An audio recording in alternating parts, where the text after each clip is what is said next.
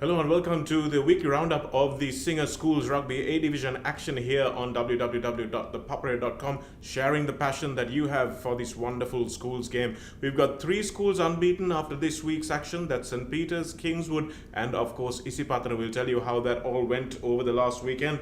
The first match, of course, was St. Peter's, who played on Thursday, and they played the defending champions Dharmaraja, and it was a 41 points to 15 win for the Pete Wright side. Now, if they hadn't had that blemish, or I'm not calling it a blemish because it wasn't a loss, but if they hadn't drawn against St. Peter's, then Isipatana would have to be looking over their shoulders thinking this team is someone that we've got to watch out for. But at the moment, they're playing some good rugby. They're able to score tries. That's something that a lot of the other teams haven't been able to do against good opposition. They've run up big victories against bad opposition, but they haven't been able to score tries against quality opposition. But that's what St. Peter's have shown that they can do, and scoring 41 points against his Dharmaraja side is no mean feat. They scored 40 odd points against St. Thomas's as well. Two pretty decent sides. They're not great, but they're decent sides, and they managed to score big wins against them. So watch out for this Pete Wright side going forward in the schools arena. Then we had Science College, Royal College, who took on DSN, and a good morale booster for them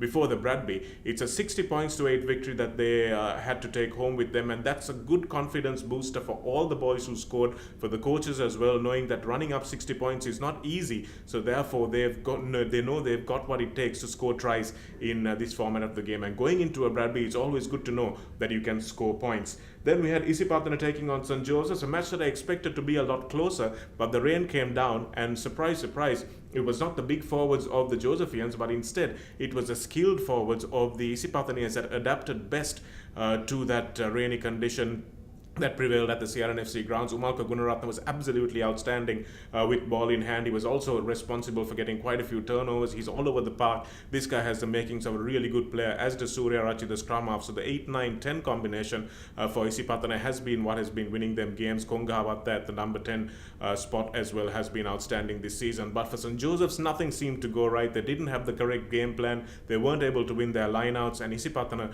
making a change, bringing in Columbagay for Desatha really made a difference to their lineouts, and that's something that helped them this time around to a comfortable 24 points to 8 victory. It was very difficult for St. Joseph's to get a score on the boards. In fact, it was 3 points for a long time, and it ended up with a last 5 minutes try for St. Joseph's.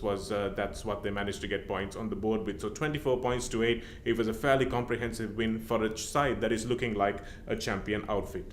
The next match we had was the one I was saying that was going to go the upset way, but of course it wasn't an upset way. A Battle of Mount Lavinia, a local derby, if you like, Science College taking on St. Thomas's, and a lot of people expected, just because it's St. Thomas's, that they would be the favourites, but that wasn't the case at all, and that's why I said it wouldn't be an upset when Science College win this match, and that's exactly what they did. They scored a fantastic win, an easy win in fact, for them, 29 points to 7. They scored first, St. Thomas's equalised, and then Science College never looked back. They've got some great runners out wide, and they were able to utilize them against a lumbering, slow St. Thomas's pack who didn't manage to get around in defense. So 29 points to 7 is a morale boosting win for Science College. They'll be looking to try and move upwards in that group that contains Kingswood and St. Peter's as well. They'll try and finish third in that group. That should really be their target for the Mount Lavinia lads. Then we had St. Anthony's College taking on Kingswood. Now, Kingswood, after sacrificing a couple of seasons to build a sustainable rugby culture, have really come through this season. They drew with St. Peter's in their early game, but despite that, they've been playing some good rugby and notching up the wins almost unseen. They've been the unheralded sort of side this season, and count on them to create a few upsets when the groups meet each other in the latter part of the season. So it was an easy win for them in the end. St. Anthony's is not a bad side at all, so they managed to register 37 points to 18 win in the rain. So it was a pretty comprehensive win for the Kingswood side as well. And Trinity College also battling Wesley again in a downpour, and obviously it wasn't going to be very high scoring in those conditions, but Trinity still managed to score a morale boosting win. Wesley unable to use the pace that they have in their backline. They've got some guys that can really make a difference in that backline, but with the underfoot conditions being soggy, they were unable to use what was their real strength. So 15 points to 9, that match finishing in favor of Trinity,